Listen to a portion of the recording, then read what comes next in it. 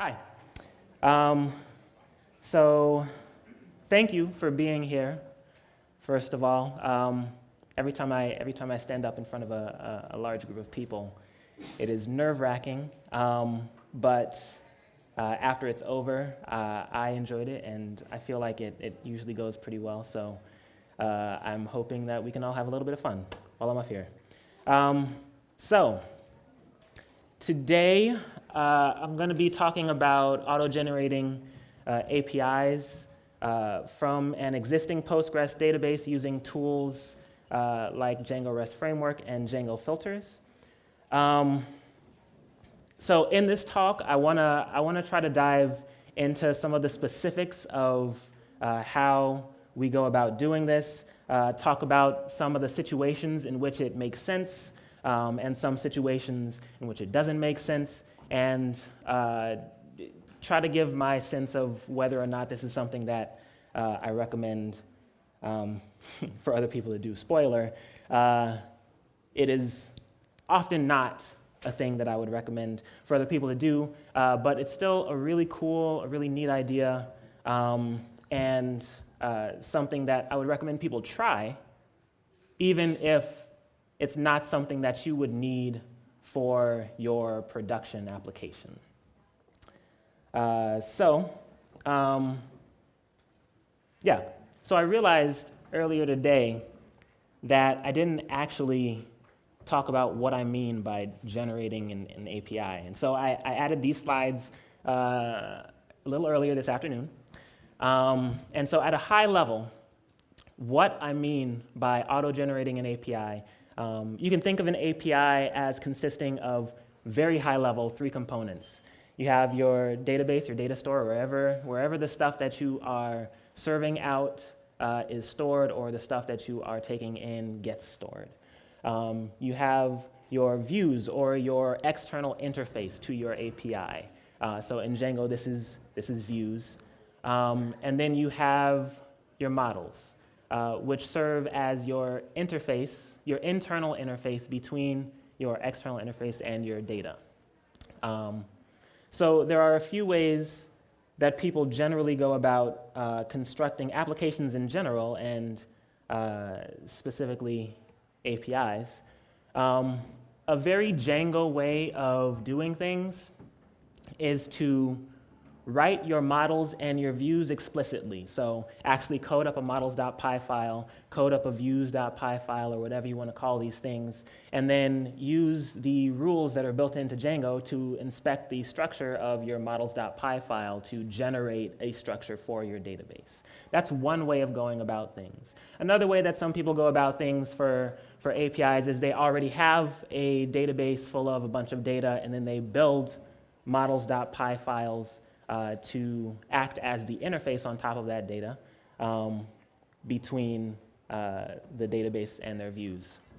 What I'm talking about when I say auto-generating an API is more something like this, where you start with a database full of data, you use a set of rules to inspect that database and build models, which you then use to build views, build an external interface for your API. So you don't explicitly code your models, you don't explicitly code your views, you just build rules to take the data in your database and construct models and views on top of that data. Very high level. All right. So that's the what about this endeavor. So now I just want to talk a little bit about why we decided to build an API. And actually, let me back up and tell you a little bit about who we is and who I am, for that matter. So I'm the CTO of a company called Stepwise Analytics. We build tools for helping people to make smarter and more impactful real estate investment decisions. So a lot of the data that we use for these tools comes from open data sources, data that's published by governments from city level up to the federal level. So we work with a lot of open data. And when I say a lot of data, I'm not like talking about, for example, we're not working with human genome level, big data kind of data. But we are working with data on the level of, for each of the cities that we support, a few dozen gigabytes of data for each of those cities. So it's a significant amount of data, and it's split up into a significant amount of data sources. A little bit about my background with these kinds of data sources. So before I was at Stepwise, I used to work with the City of Philadelphia in the Open Data and Digital Transformation Office, the Office of Open Data and Digital Transformation. Before that, I was at Open Plans, a company up in New York where we made tools for helping citizens to get involved in the urban planning process. And before that, I was a Code for America Fellow. So I've been working around government open data sources and in the space of government open data for several years. And in that time, I've learned a few things about these kinds of data sources. So in my experience, government data sources can be scattered. So there are a number of different places that you might look and find data sources that are related but not directly connected to each other. So they require a lot of cross-referencing and cleaning up in order to do that cross-referencing. And there are a number of them across different departments. So the government of a city as a whole is generally not the one that's producing data sets for that city. It's usually licenses and inspection in the city and the Department of Records and all of these other independent entities that don't necessarily communicate about what the single format around that data, single schema around different things that should be included and so on. So these data sets can be scattered. Moreover, oftentimes you'll find that data sets pop up and disappear without warning. And more often, within any particular data set, you'll find that new fields appear or disappear without warning. And these are all things that we just have to deal with in dealing with open data. We, Stepwise, we had to come up with some place to ensure that the data that we were using and serving up to our application through our API met certain expectations. And so we built an entire data pipeline around ingesting all of these different data sources and built in certain expectations to that data pipeline. And what we initially did was, in addition to building in expectations in the pipeline, we also created models by hand for each one of these data sources that we were pulling in from all these different cities. What we found is that because we were repeating ourselves, we were building in expectations about what the data was going to be structured like at the data pipeline level, and we were building in expectations about what the data was going to be structured like at the application level. Those things often got out of sync. And so, in order to stop repeating ourselves, we said, well, why don't we try instead auto-generating our API based on the data that we're getting in? Since we're already checking that the structure of this data meets certain expectations, though we wanted to be flexible enough around where it didn't need to meet hard expectations.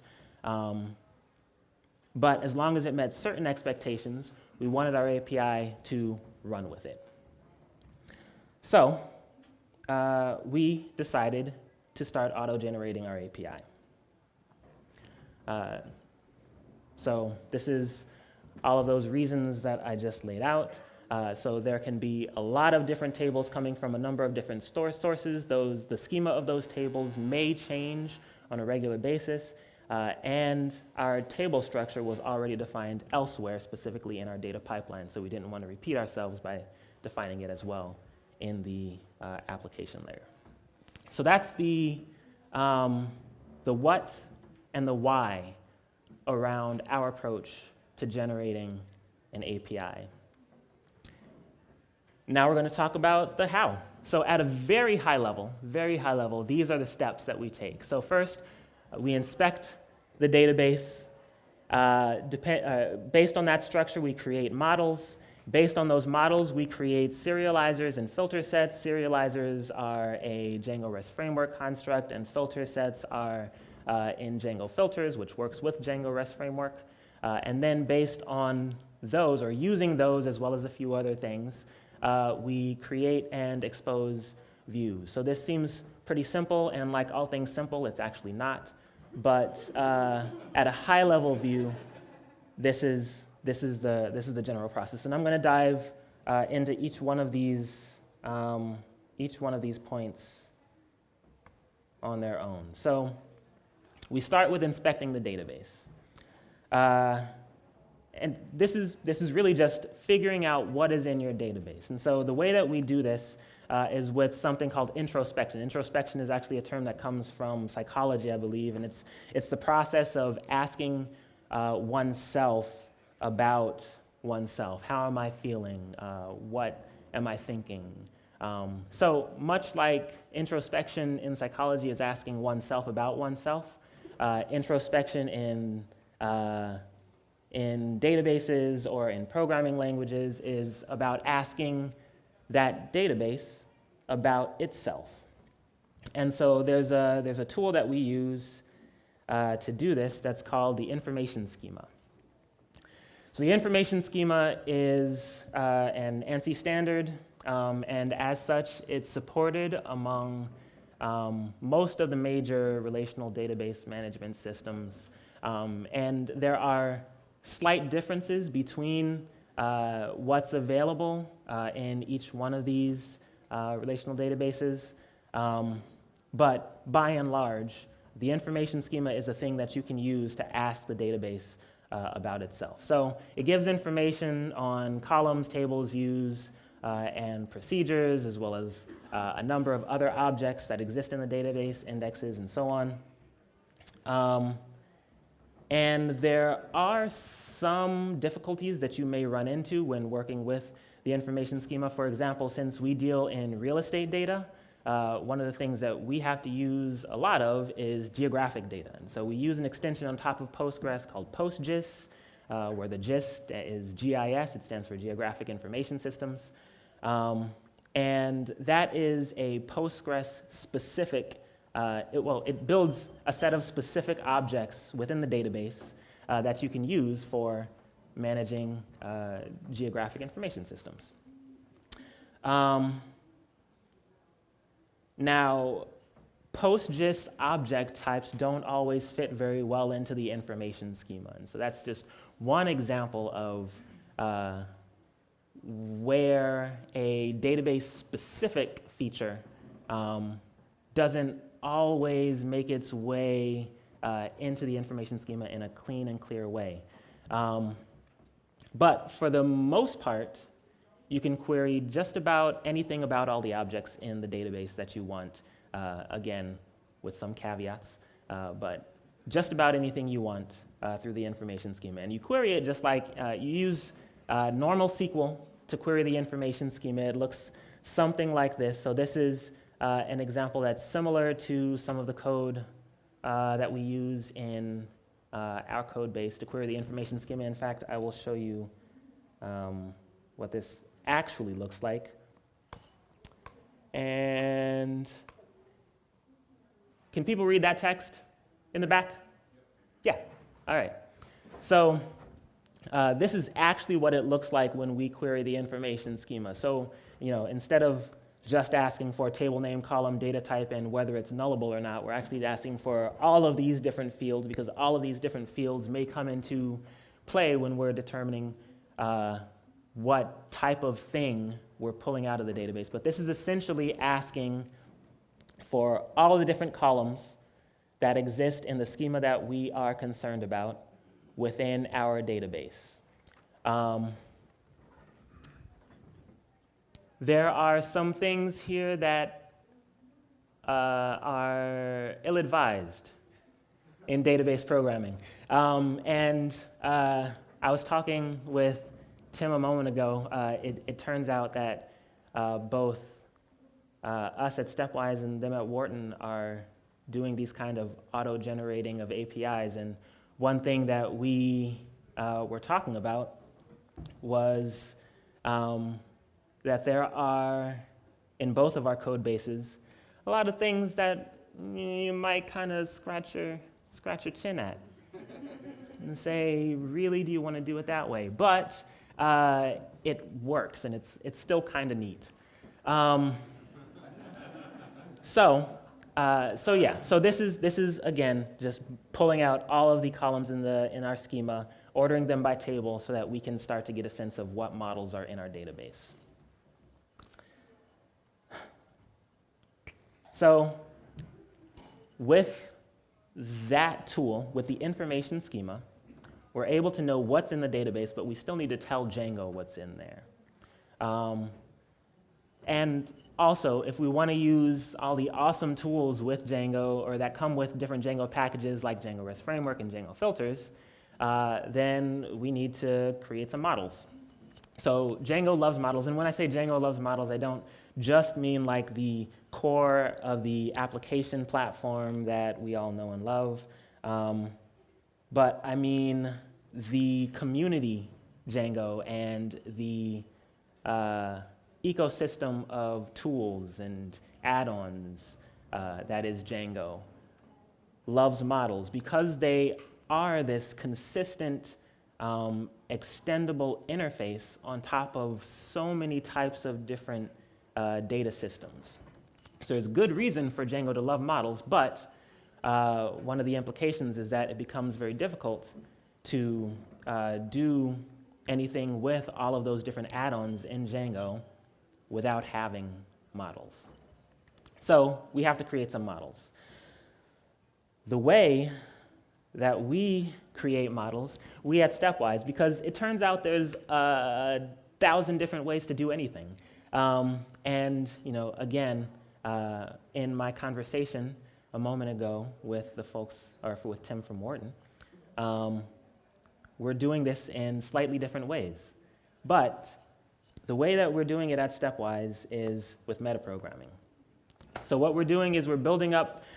So for those that aren't familiar with metaprogramming, the idea behind it is that you're building up programming components using other programming components. So in this case, what we're doing is we're creating classes using functions as opposed to explicitly writing out classes. So this is kind of an important concept in the way that we're auto-generating this API. So I want to make sure that it's clear to everybody what it means. So quick introduction to metaprogramming. Let's say you have the following. Now, most people in the room will understand what this means. This is creating a model called myModel. That's the name of that class. It is extending the class models.model. That's the set of bases. It's a set of one base class. And it is adding an attribute to that model called myField. So fairly simple model here. But let's say you needed another one that looked, similar but had a few differences. So, maybe you copy and paste this one and create a model1 class that also has a myField. Maybe it has myField1 or it has some slightly differently named attribute. Now let's say you need another one. So you could copy and paste in your models.py file again. All right, so now you have 3 model classes that all look about the same but are slightly different. Let's say I don't need 50 of these. Then after a while, you start adding and adding to your models.py file. And this is a bit hyperbolic and is a very much a toy example because there's not much utility to 22 models that all have a single field called myField. But at the same time, I have found myself in a situation where I have a models.py file that's several thousand lines long. And it could be split out into multiple models.py files, or multiple into a package that has multiple modules within it. But there would still be thousands of lines of code to maintain in there. And instead of doing that, one thing that you could do is a little bit of metaprogramming. So for example, this code here will create 50 different models. This code here will create 50 different models named my model 0 to my model 49.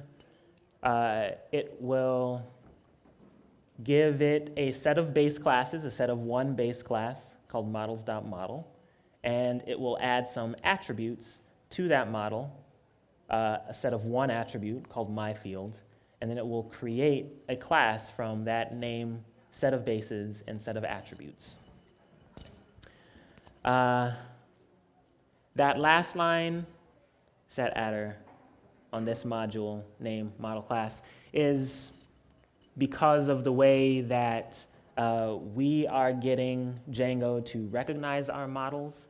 They have to be registered within the models.py module at load time. So we have to actually bolt them onto the models.py module. So it's a little bit of a hack, but it works. Now the astute among you may say, well, do you really need some metaprogramming to do this? No, you might be able to just do this, right? You might be able to say, okay, well, I have a for loop, and there is a typo in this code. But I have a for loop, and I'll just put a normal class declaration inside of that for loop and add each one of those classes to my module. However, the challenge starts when you need more than a single attribute called myField on each one of those classes. If you don't know all of the different attributes that you need to put onto those classes beforehand, then you're back to needing some more powerful solution. And the beauty about metaprogramming is that you can treat the attributes on a class just like data. You can create a dictionary of attributes for the class that you're creating. So let me show you what this looks like in practice as well. It's a little bit less clean than that simple for loop that I showed before. But this is essentially, let's see, make API models. Yeah, this is essentially the function that we use to create the models in our API. So it goes through, it creates attributes, creates base classes, a set of one base class, and creates a name for each one of the models. And then it actually uses what's called a count caching geometry aggregating query set as the manager on those models. And I'm not going to go into the geometry aggregating piece, but it's a really long name, and that's okay because I only use it once. But I will go into the count caching part of that later, not the geometry aggregating part, though. That's going to be out of the scope. And I have plenty of opinions on integrating geometries into all of this thing. But I'm not going to talk about all of those opinions because I don't have quite enough time. So if you want to know more about integrating geometries and GIS type stuff into this kind of thing, talk to me. All right. So let's move on, though. A note about primary keys, right. OK, so the Django ORM requires a single primary key field on every model. Now, because we don't control entirely the data that we're ingesting from all these city sources, I also learned a neat trick when I was talking to Tim about this. But because we don't control all of the data that comes in from all these sources, what we do is we actually add a throwaway field to each and every table when we create that table in our data store. And we use a tool, an awesome tool. This is an awesome tool, by the way. It's called dbt I think it stands for database tool, honestly. But it is really good. It's from, shout out to Fishtown Analytics. There's some folks out of Philadelphia. And it allows you to manipulate your database with SQL queries, but templated SQL queries. It actually uses Jinja templates so that you can do things like, instead of creating gnarly, huge SQL queries with all sorts of nested SQL queries inside of them and so on, which is sometimes necessary, you can include SQL queries from other SQL templates. So it's actually, that's one of the things that it does, but it's an awesome tool. You should check it out.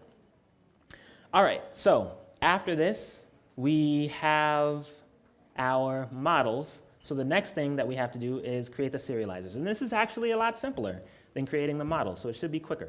Well, let's see. Yeah, it involves less metaprogramming, not none, but less. It subclasses the model serializer class, and we exclude the primary key that we added because Django needed us to.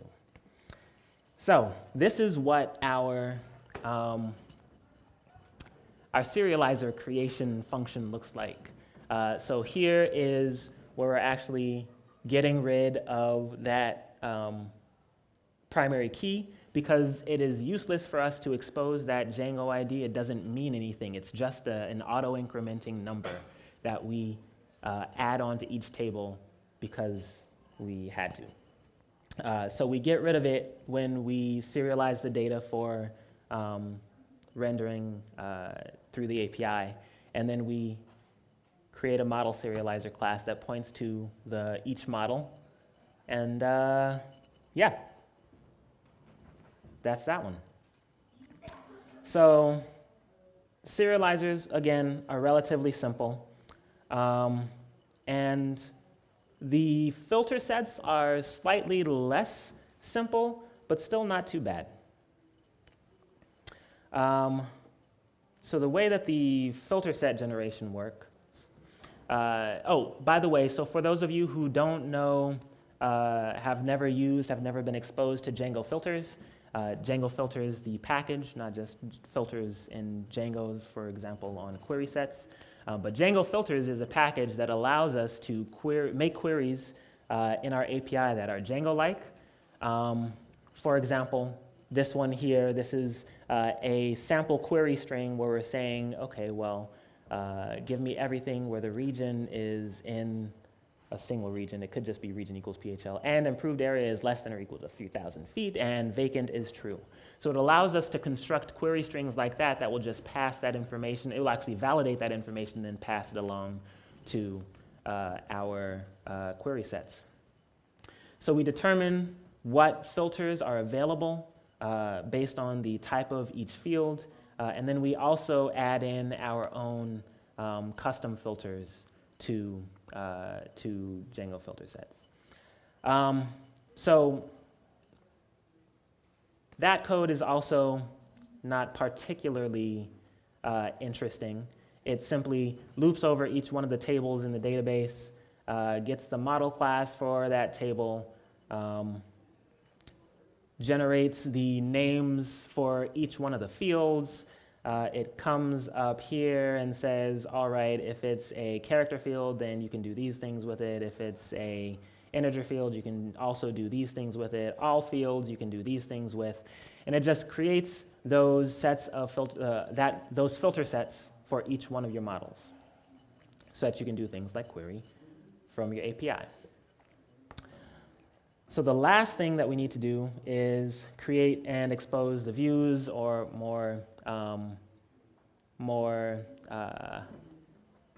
or rather the view sets. So Django REST Framework has a concept of view sets, which are essentially collections of views that are bottled up into, well, they're essentially class-based views. They're very similar to class-based views in Django, but they're based around each one of your resources. So you can say, okay, for this resource, I want to have a list, a detail, a create, and an update function. And all of those are exposed at different endpoints or with different HTTP methods. So the view set creation code for us is mostly straightforward. It does require some more meta programming, and it does. And one of the things that we do is start to auto-generate some of the documentation. I don't know how many people in here have ever seen Django REST Framework auto-generated documentation? How many people have used Django REST Framework? Let me ask that. And how many people have used the browsable API feature on Django REST Framework? Okay, so that documentation feature that comes with a browsable API, where you can set the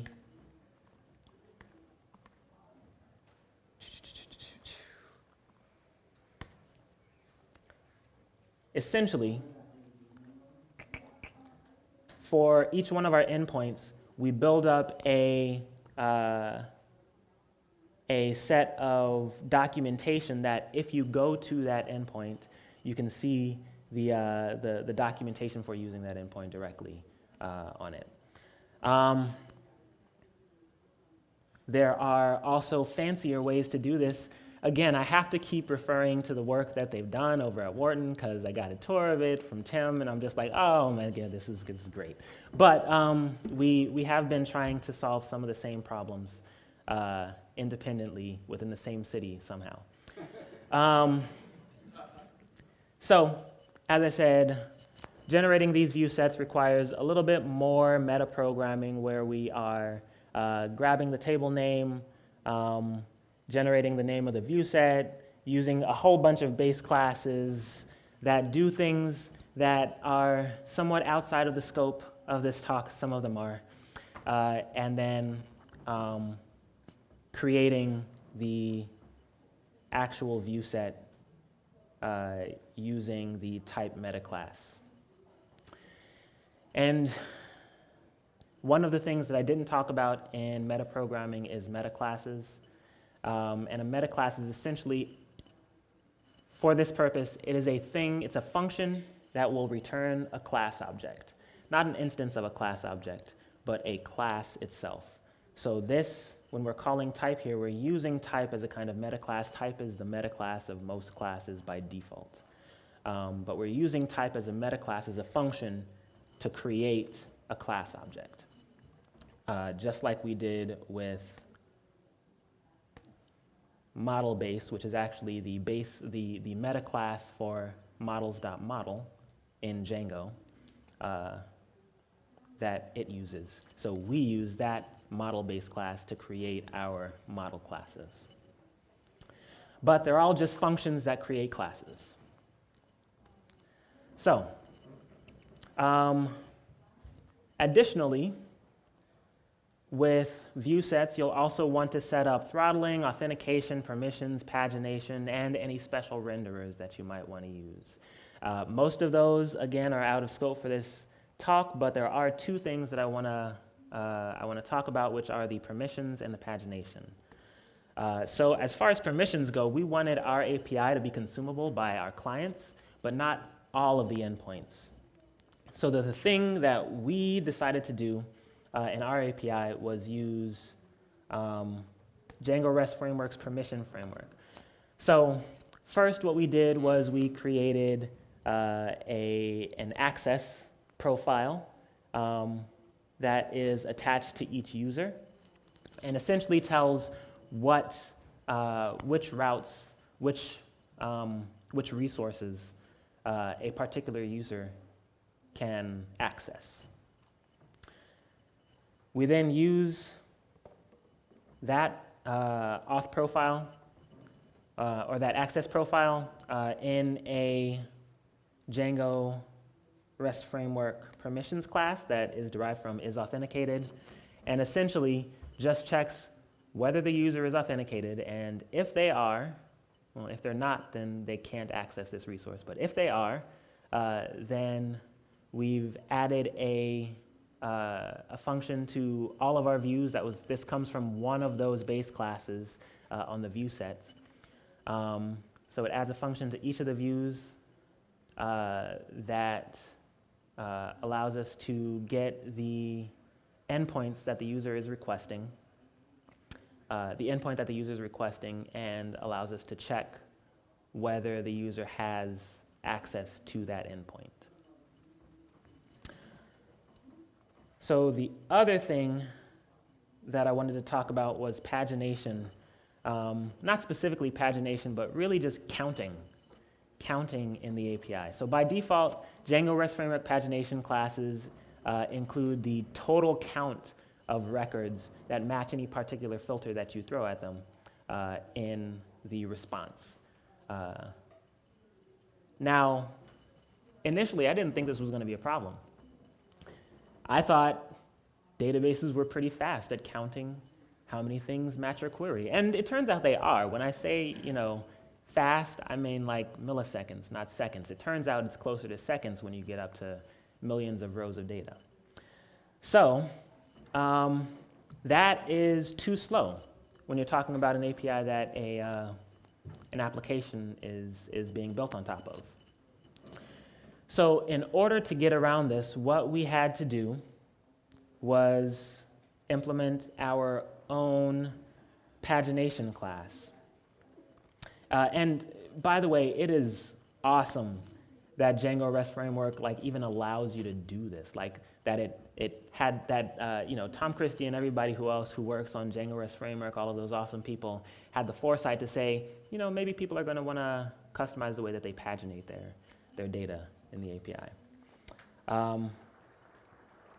So specifically, we use something called a conditional count pagination class, which subclasses limit offset pagination. And if the user includes a certain query parameter in their query, then we give them the count of the objects along with the results of their query. If they don't, then we don't count the objects. All we do is we give them the response. This speeds things up dramatically. If you've never experienced this, I kid you not, you would be surprised how long it takes the database just to count the things that it is able to return to you. But otherwise, Postgres is wonderful. It just takes a long time to count.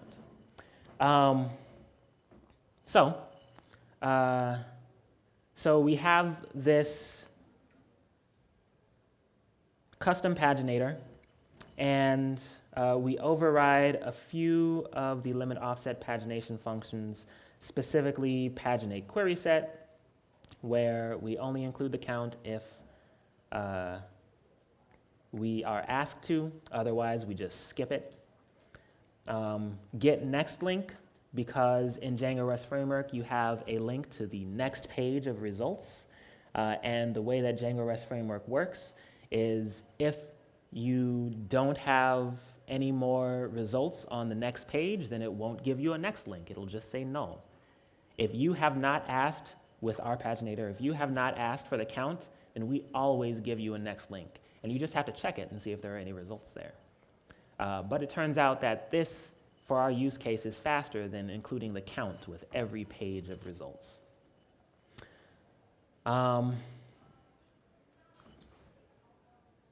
So at this point, we have an auto-generated API. We've created our models. We've created serializers and filter sets and views as well. And now people can access data all the way from the database out to their browser. So, in conclusion, should you auto-generate an API? So my recommendation would be, if you just have a few tables, no. Just create models for all of those tables. And what's a few? It's really up to you. It depends on how many fields are in those tables and how complicated your logic gets when dealing with each one of those tables, and how customized your logic is in dealing with each one of those tables. For us, the number of tables that are generally served by our API is somewhere on the order of several hundred. For some folks, it's several thousand.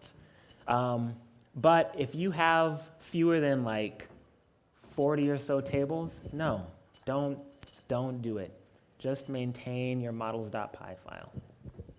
If the majority of your data is user-generated, I wouldn't recommend you do this either, because you're not starting from an existing data source.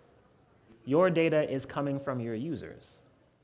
And so there's really no need for you to go through the extra headache of spinning up a database to do a bunch of extra logic on. You should just let Django handle your migrations and manage your database if most of your data is generated by your users.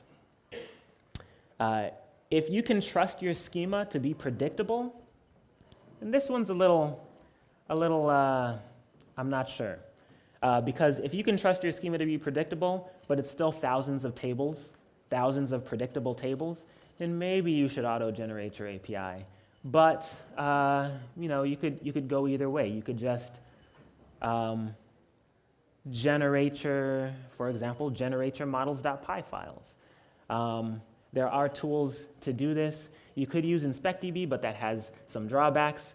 The folks at Wharton are using, I know I'm just fanboying on Wharton at this point, but the folks at Wharton have developed more sophisticated methods of generating models.py files, and we should totally all open source this stuff, but it takes some time. But yeah, if your schema is predictable, a better choice might just be to generate models.py and leave it at that. So would I do this again if I had the chance to go back in time? I don't know.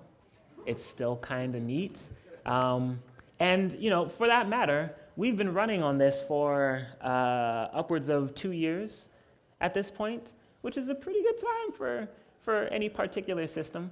I mean, it's still going. Sometimes it's a little bit of a headache to maintain and to have to go in and fix something for a particular endpoint and not have it break all the others. But I don't know. It's all trade-offs. So if you're creating a data warehouse and none of those points above apply, then maybe you should use this method. Otherwise, I'm not really sure. But it's still neat, and I would recommend it just for your own edification. That's it. Thank you. I was just curious, do you have a lot of relationships you have to work with? In my job, we've got a lot of relationships, and that didn't seem mentioned. Right. No. And that is useful. It is useful to not have a lot of relationships to work with in this case. I have thought about that a lot because there are a lot of relationships that we could build into the database. It just happened to be that we weren't when we put this together. Mm-hmm. And if we did, it would require rethinking the way that we do a few things.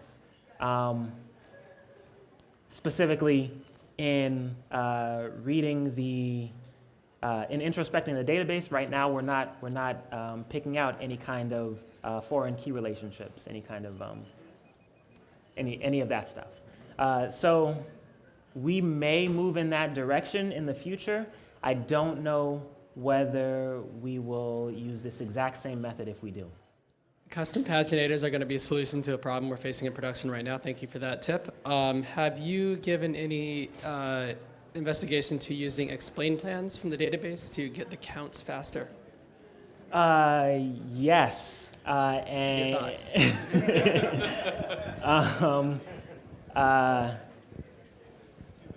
Ultimately, it was a better use of my time to just do the custom paginator. So I spent a lot of time trying to explain what in the database was taking so long. And ultimately, I tried a number of things. One of them was just using an estimate of how many things were in the database or in a particular query as opposed to the exact number. But it turns out for a number of reasons, sometimes we need the exact number. And so for our use case, this was just the best solution. There are other approaches that people might be able to take in terms of estimating the number of results, but for our use case, this was the best solution. I guess, the best, I don't know. It was the solution that I came up with at the time. Thank you, that was really great. I was wondering if you do any tricks or anything, or if it's fast enough, when you do application restarts, but maybe you only have one new data table, if you like cache them or anything, because you're pushing everything onto the stack on start. I know. Right, so caching tables, or rather, caching the information about tables is something that we've considered. It just hasn't been something that we tackled yet. We're 4 people right now, and growing, by the way. But it just hasn't been something we tackled yet. So like, something I was thinking about is at the end of our data pipeline refresh, maybe we dump out a SQL representation of the schema, and then we can just read that in as opposed to going all the way to the database and running those queries because that does take, not an inordinate amount of time with hundreds of tables. It's maybe like 30 seconds or so, but yeah. Hi, it looks like when you get a data set that's different from your previous data sets, that's going to change all the filters on your API. Mm-hmm. So the interface for clients is going to change. Have you done anything to control for that? So there are things in our API that are okay to change. Some things are not, and those things we check for at the data pipeline level. For the things that are okay to change, right now we just let them change. And we do get notified when things do change, and so we are able to let clients know and so on, and we're able to respond to it internally, but there are just things that are okay to change. And for those things that are not okay to change, we respond to it earlier than at the application level by building those checks into the data pipeline. Thank you again, Mjumbe. You're ready for the next speaker? Okay.